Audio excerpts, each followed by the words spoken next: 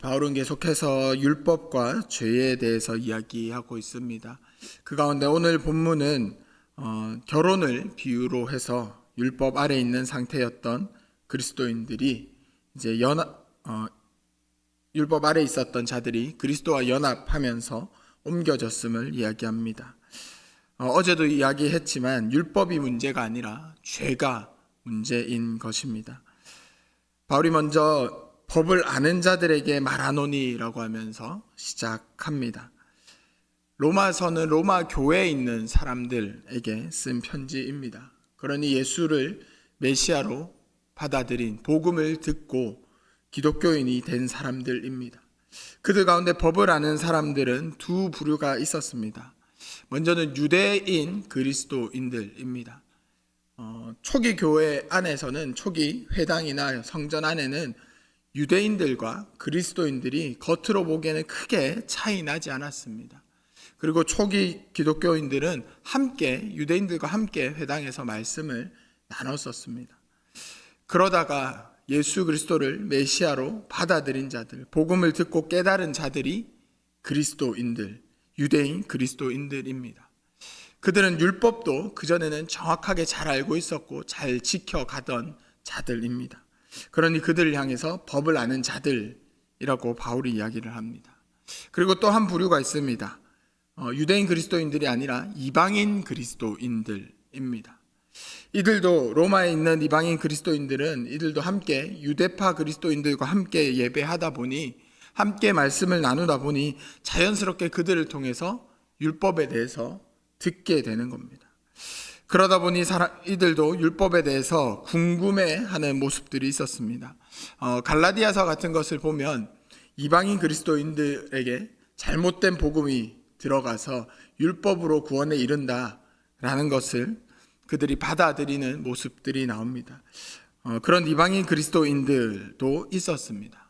그래서 바울이 율법을 잘 알고 있던 유대인 그리스도인들, 그리고 율법의 의문을 품는, 때로는 율법을 궁금해하는 그런 이방인 그리스도인들 모두를 향해서 법을 아는 사람들에게 내가 말한다라고 이야기하면서 7장을 시작합니다. 그들에게 구원의 측면에서 율법은 한계가 있다라는 것을 이야기하며 바울은 혼인관계로 비유를 들어서 이야기를 합니다. 먼저 그 법은 사람이 살 동안만 역할을 할 수 있다라고 이야기를 합니다. 성경에서 결혼은 영원한 약속으로 봅니다. 창세기 2장에서 이렇게 이야기하죠. 이러므로 남자가 부모를 떠나 그의 아내와 합하여 둘이 한 몸을 이룰지니라. 한 몸이 된다라고 합니다. 두 몸이었던 것이 한 몸이 되는 겁니다. 평생 함께 하는 거죠. 그러니 그 남편 생전에 다른 사람을 사랑하면, 그에게 가면 음녀가 되는 것입니다. 몇 년 전에 우리나라에 되게 이제 인기가 있었던 드라마에서 그런 대사가 있었죠. 사랑이 죄는 아니잖아. 사랑하는 것은 죄가 아닙니다. 하지만 남편이 있다면, 아내가 있다면, 그것으로 한 몸이 이루었다면 그 사랑은, 이성을 향한 사랑은 그 부부 관계 안에서 이루어져야 합니다. 남편이 있는 채로, 아내가 있는 채로 다른 사람에게 가면 그것은 죄입니다. 그것은 배신입니다. 그렇듯이 율법이 그 사람 안에서, 율법에 매였을 때는 다른 것에 가지 못했다라는 것입니다. 율법으로 구원에 이른다라고 생각했을 때는 그 율법을 도저히 벗어날 수가 없는 겁니다. 마치 율법이 남편이 된 것처럼, 율법이 아내가 된 것처럼 배우자로 평생 그 율법에 매여 살았던 것들입니다. 그런데 이 결혼이 깨지는 경우가 있습니다. 다른 이성에게 갈 수 있는 경우가 있습니다. 바로 배우자의 죽음입니다. 남편이 죽으면 그 법에서 이 여인은 자유할 수 있다라고 합니다. 남편이 죽은 이후에 다른 남자에게 가는 것은 그 법에서 자유하였기에 죄가 되지 않는다라고 이야기를 합니다. 율법에 매여 있을 때는 율법으로 열매를 맺었습니다. 사망을 위한 열매라고 이야기를 합니다. 죄의 정욕이라고 이야기를 합니다. 율법으로는 행위로서 내가 얼마나 더 잘 지켰는가로서 하나님 앞에 올바로 서려고 수많은 노력을 하게 됩니다.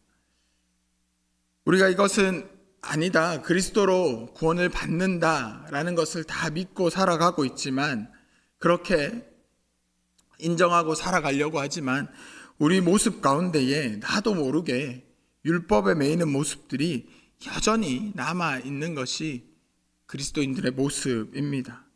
율법은 본래 의를 위해서 하나님께서 주신 것입니다. 하나님의 백성으로 이렇게 살아라, 하나님의 백성으로 나의 자녀로 살아가는 모습은 이런 거다라고 본래는 의를 위해서 주신 것입니다. 그러나 우리에게 그것을 지킬 능력이 없습니다.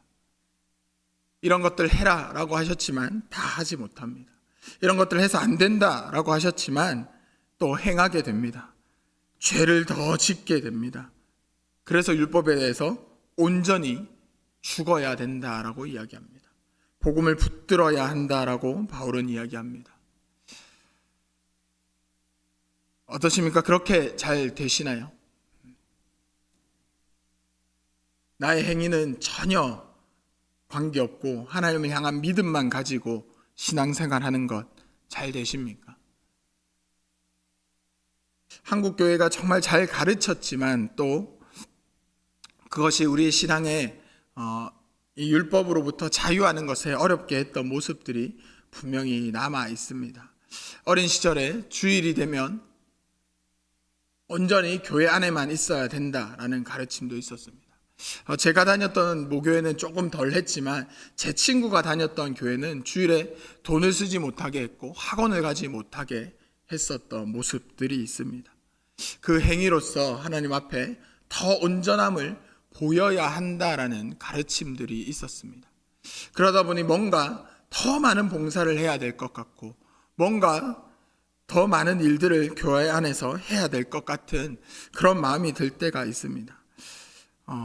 심지어 설교자로 살아가는 저에게는 설교를 뭔가 더 잘해야만 하나님께서 기뻐하시지 않을까라는 생각을 했던 때도 있습니다.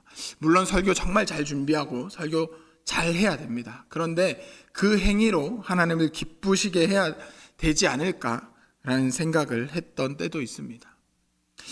하지만 율법으로부터 자유하고 복음에 매였을 때는 모든 관계와 모든 충성의 대상이 바뀌게 됩니다. 4절에서 이렇게 얘기합니다. 그러므로 내 형제들아 너희도 그리스도 몸으로 말미암아 율법에 대하여 죽임을 당하였으니 이는 다른 이 곧 죽은 자 가운데서 살아나신 이에게 가서 우리가 하나님을 위하여 열매 맺게 하려 함이라. 율법에 매여 사는 것이 아니라 이제 율법에 대하여 죽었고 예수 그리스도에게 죽은 자 가운데서 살아나신 이에게 가서 하나님을 위하여 열매를 맺어야 한다라고 이야기합니다. 그리스도를 사랑하고 그리스도에게 순종하고 복음 아래에서 자유함으로 살아가야 한다라는 것입니다. 우리가 그런 존재가 되었다라고 바울은 이야기합니다. 여러분, 우리에게 그렇게 살아갈 능력이 있습니까? 율법으로부터 자유하게 되었고 율법으로부터 죽었고 예수 그리스도에게 가서 이제 하나님을 위한 열매를 맺을 수 있는 존재가 되었는데 우리가 그렇게 살아갈 수 있는 능력이 있습니까? 하나님께서 우리에게 그런 능력을 주셨습니다. 하나님께서 우리에게 분명히 그런 능력을 주셨습니다. 동시에 여전히 우리 안에 죄성도 남아있고 여전히 우리 안에 율법을 붙드는 그런 모습들도 남아 있습니다. 그래서 날마다 우리가 기도하며 하나님 말씀 붙들면서 날마다 율법에 대해서 죽고 매일매일 주님에 대하여 다시 살려고 노력해야 하는 겁니다. 갈라디아서에서 이렇게 이야기하죠. 내가 그리스도와 함께 십자가에 못 박혔나니 그런즉 이제는 내가 사는 것이 아니요 오직 내 안에 그리스도께서 사시는 것이라. 이제 내가 육체 가운데 사는 것은 나를 사랑하사 나를 위하여 자기 자신을 버리신 하나님의 아들을 믿는 믿음 안에서 사는 것이라.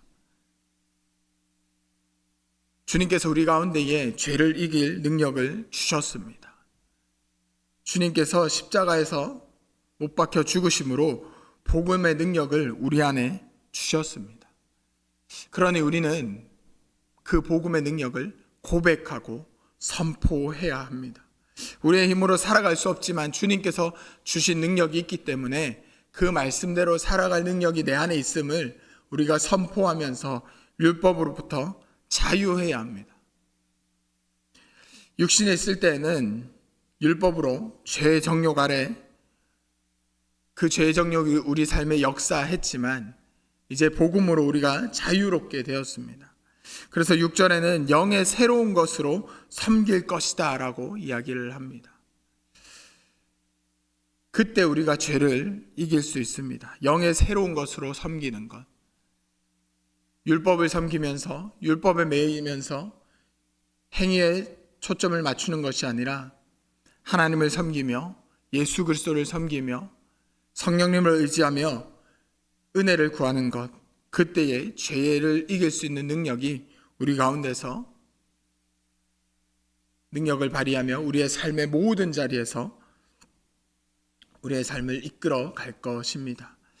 오늘 하루에 우리의 모든 삶의 자리에서 또 율법 가운데 거하는 자리가 있을 겁니다. 또 행위 가운데 거하는 모습이 분명히 나타날 것입니다. 하나님 앞에 올바로 서기 위한 모습이라면 그 율법의 행위는 너무나도 하나님께서 기뻐하실 것입니다.